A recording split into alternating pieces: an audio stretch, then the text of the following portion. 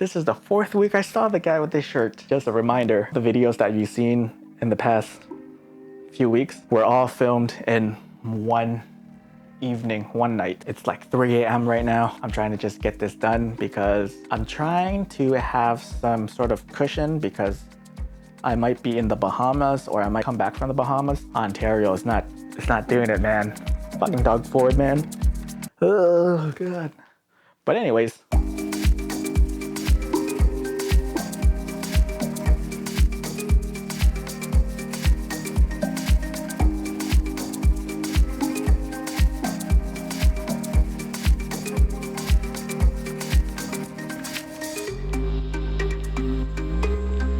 hey guys, welcome back to the channel. It is me, Iamtongue, and today we are going to talk about the 16 to 55mm f2.8, arguably one of the best lenses that Fujifilm has to offer.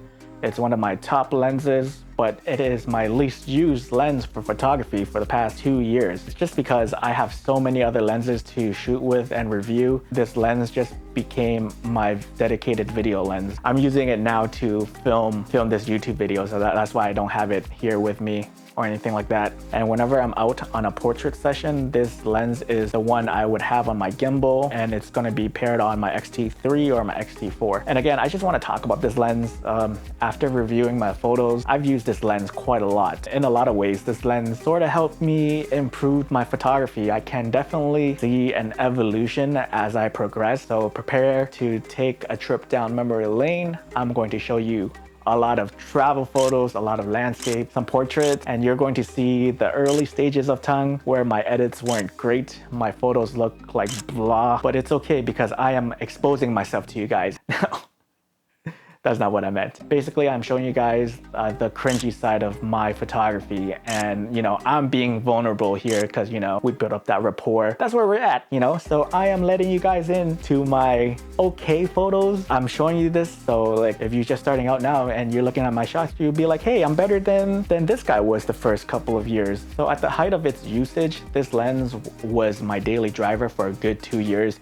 I've been everywhere with this lens. This was the first lens that I bought when I jumped into Fujifilm. And if you haven't seen that video, Why I Shoot with Fujifilm Goal, check it out here somewhere. It talks about my origin story. I think it's pretty cool and it's fun. And it shows you where I came from. This was my first lens and I wanted something versatile, which I got. I knew that I was going to be traveling around a lot. For 6 months, I was in Australia. Then I went to Bali for 3 weeks. And then we stopped back in Vietnam for like a month. And then we went to Thailand for like 12 days or something like that. And then we went back to Vietnam once more for maybe another 2 weeks or so. Throughout all those times, I already put it through its paces throughout my travels. I shot it just about in extreme weather conditions, the torrential rain in Bali, the extreme humid hot weather in Australia, and even in Vietnam during the summer months. And boy, this lens was a tank. Like whatever I seemed to throw at it, it did quite well. When I was in Bali, we had this huge downpour. It was nonstop. There was like hard-hitting rain for about an hour. And during that time, my thoughts were, my X-T2 is weather sealed. This lens has that WR label on it. A little water won't hurt. I got this thing really wet and it held up quite nice, but sadly my X-T2 died. It took a beating and it didn't power up. So I went to buy another X-T2 in Bali and attached it to this lens and it was working, like nothing happened. It was fine, which was crazy good, man, because that was a lot of rain. This is like the most extreme conditions you can put your camera in, and I don't recommend you do something like that. If it rains a little bit, yeah, go ahead and use it. Don't do that. Don't be like me. Don't be stupid. I ended up wasting so much money. I bought a A7S II in Bali because the camera broke down. So I'm like, oh, maybe try full frame. So I went full frame and it was shit. So I regretted it the next day. There was no refund policies in Bali. So what I did was I had to buy another X-T2 to use it with my lens because, at the time I really loved Fujifilm and I really hated Sony's color. And it just made my photos look like shit. So one day of usage was enough for me to just buy another X-T2. So I had like 3 cameras during that trip, which is wild. I also took this to Thailand while trying to river raft on this like crazy makeshift bamboo raft. It was the fastest way down to our homestay, which took about like 2 to 3 hours of going down the river. I didn't have no worries about getting it splashed by water or anything like that because, you know, I already know what it could do in Bali. And you could see in this photo of Hillary just river rafting, like I was right behind her while she was doing this, and it was a crazy experience. And once we got back on land, I was using this lens to document the way the people lived in this area. There were no electricity, no running water. I had the pleasure of seeing firsthand how they lived. They made us home-cooked meal, which was by far the best food we had in Thailand. No electricity means no light, so I had to crank up that ISO dial with my X-T2. In this type of scenario where there's no retakes, no reshoots, I was really glad I had this lens because I was able to just zoom in and zoom out to get different perspectives. I don't think zooming in with my feet would help in this situation. I was in a confined space. It was dark, there was no light, so I don't risk tripping and stumbling around the area. And the only light we had were these candles around the homestay. And at that time, I would consider myself to be a beginner / novice photographer, an enthusiast at the time. I just really wanted to, you know, document my life, my travels, and, you know, just share it with people back home. I don't think the zoom versus prime lens debate would have helped me. If anything, it would just overwhelm me. I think using this zoom made me realize what focal length that I really like. And what I did notice is that I really like the focal length that is around the 35 and the 50mm. And that was the portrait focal length. If I were to use a prime lens right off the bat, I would have put a limit on what I could shoot. If you're new to photography, start yourself with a zoom lens and, you know, play around with it and see what focal length you really like. And that way you get an idea if you should get a prime lens or not. And another reason why I chose the lens was because of the constant f2.8 aperture throughout different focal lengths. I ultimately wanted this because I knew that at f2.8 I can get myself some background blur, and at 55mm focal length you can get some decent bokeh. Like all beginners out there, I was, you know, again, addicted to that bokeh, and I just wanted some of that sweet background blur. The image quality was great. It's amazing. You know, I've been told many times that this zoom lens is so sharp that it's actually a prime lens, and I do see what they mean. Whenever I open up a shot, there's like this extra crispiness to the photo. The details are great, and you know, this lens does have a look to it. You know how 35mm f1.4 has a certain magical feeling? I would say when I take a shot with this lens, I recognize the look. I don't know what it is. I can't explain it, but there's like this sort of crispiness mixed with this like metallic chrome effect look to it, and it just looks really punchy, really sharp.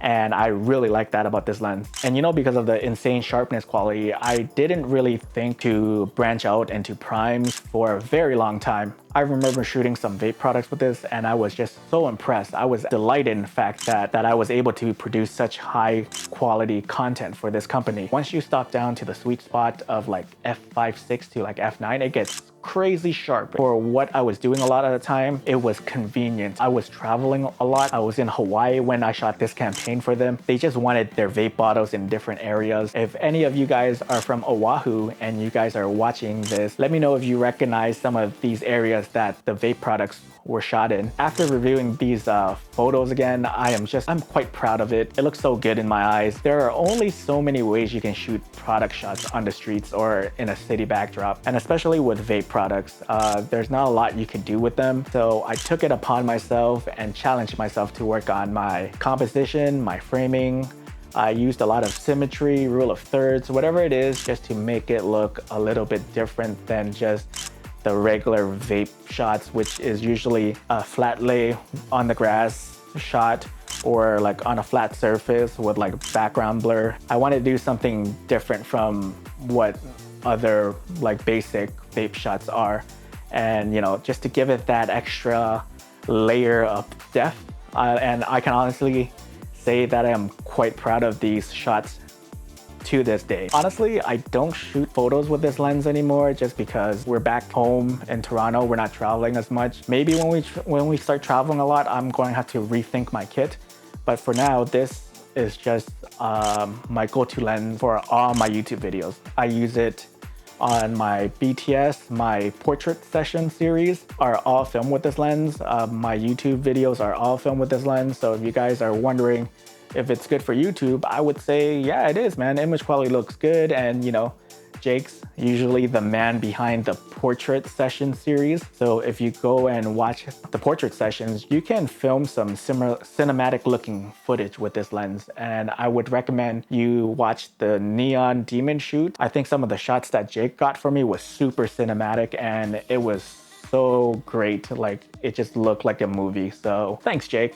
I appreciate you, man. But because I don't use it for photos, I do find it very underappreciated. And that's why I'm making this video. You know, this lens served me so well over the years. It's been by my side ever since I got into Fujifilm. So I've been shooting Fujifilm for like 5 years now, and I may have sold it one time, but then again, I picked it back up like just right away. And over the years, it did make me a better photographer. It took some incredible images, man. Like, my favorite shot till this day is from this lens. I really love this lens. And I remember at one point in my life, I sold all my primes and consolidated all of those focal lengths into the 16 to 55 millimeter.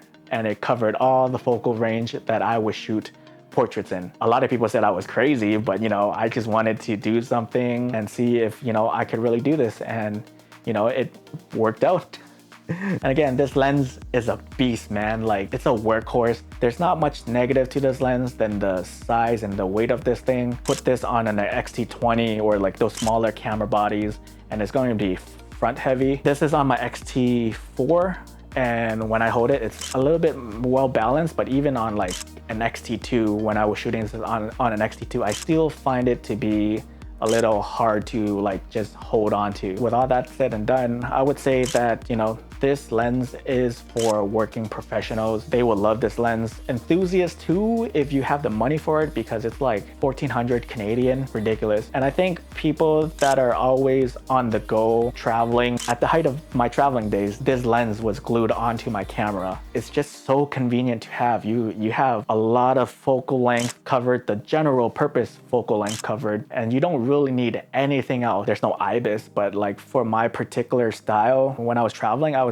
always shooting in the daytime. I was cranking up my shutter speed to avoid motion blur, so that's not a problem for me at all. I hope you guys like this review. Like, again, this is not so technical. It's just my experience on how I use this lens. Like, I don't like to get technical. I just like to know if it takes great pictures, and that's why I like to show you guys my photos taken with Fujifilm gear, because I want to, you know, inspire the people out there. Like, you know, you can shoot, you can take great pictures with Fuji cameras, no doubt about it. And I just want to show that I don't care too much about corner sharpness or anything like that. So I'm sorry if, you know, you came all this way and you expected something technical, but my channel is never going to be about technical stuff. Like, here and there, I would just be like, yeah, this lens is so sharp, and I'll show you like the details punched in or something. But other than that, like, I don't really care about the sharpness test. I just really want to know if it, you know, takes dope photos. I hope you guys like this review. What are your thoughts? I think this lens will be a lens that will forever be in my kit. I just love how easy it is to make YouTube videos. The great autofocusing, you know. Can you see that? Can you see that? Focus. Hey, sexy. The build quality. You can't go wrong with the build quality, the great image, and the autofocusing. And also the weather resistant, you know. If you guys are planning to, you know, go to extreme places, this is the lens to get, man. But yeah, let me know your thoughts. Do you have this lens? What do you think of this lens? And as always, if you have any questions or comments, leave them down below. I like engaging with you guys a lot. I love the conversations that I have with you guys, the banter that we have. Let's keep bantering, guys. Okay, don't forget to follow me on Instagram at Iamtongue. That's where you're going to see my current work. And don't forget to like, comment, and subscribe. Once again, my name is Tongue, and I'll see you in the next video. I love you. Okay, bye.